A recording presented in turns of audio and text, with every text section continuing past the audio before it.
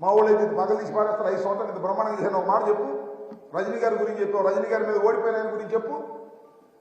లేదు శంకర్రావు గారి గురించి, ఇసుక గురించి శంకర్రావు గారి గురించి మాట్లాడావు, శంకర్రావు గారి మీద ఓడిపోయిన ఆయన గురించి చెప్పు.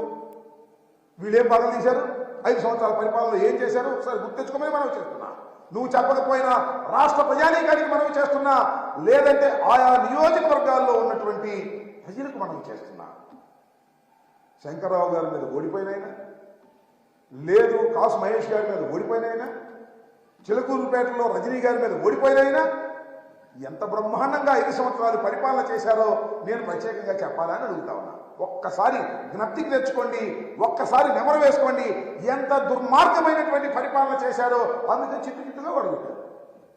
7 నియోజకవర్గాలు, 7 నియోజకవర్గాల్లోనూ 7 తెలుగుదేశం అభ్యర్థుల్ని ఓడించి వైఎస్ఆర్ కాంగ్రెస్ పార్టీ అభ్యర్థుల్ని గెలిపించినటువంటి ఘనత రాయలసీమ ఈ పల్నాడుకు దక్కుతుందని మనం చేస్తున్నాం. నా గురించి కూడా మాట్లాడాడు, ఆరోపణలు చేయలేదు. నేను అంబోధురాబాబు కొత్తగా మాట్లాడటం కాదు, అది కూడా ఎందుకు మాట్లాడాడో నాకు తెలియదు.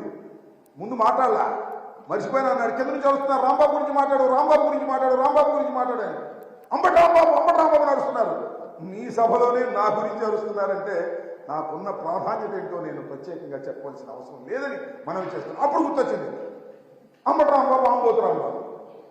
నన్ను ఆంబోతు అన్నప్పుడల్లా నేను అంటూనే ఉంటా, దాని ఏం సందేహం లేదు. మరొక్కసారి అంటున్నా, చంద్రబాబు నాయుడు గారు నన్ను ఆంబోతు అంటున్నావు, రంకెలేస్తున్నానంటున్నావు, నేనేమనాలే చెప్పా కదా స్టాండర్డ్ అయ్యారు. ఆంబోతులకు ఆవుల్ని సప్లై చేసి రాజకీయంగా ఎదిగినటువంటి వ్యక్తివి నారా చంద్రబాబు నాయుడు గారు, గుర్తుపెట్టుకోమని మనం చేస్తున్నా. ఇలా పదే ఆంబోత్ అంటే ఏ ఆంబోతుకు ఏ ఆవుని సప్లై చేశావో కూడా చిట్టా తీస్తా జాగ్రత్త అని మనం చేస్తున్నా.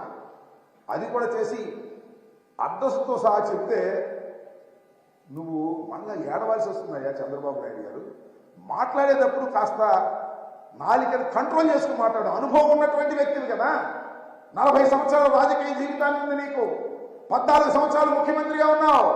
నా గురించి మాట్లాడేటప్పుడు మైండ్ యువర్ కంట్రోల్, మైండ్ పెట్టుకుని మాట్లాడాల్సినటువంటి అవసరం ఉంటుంది.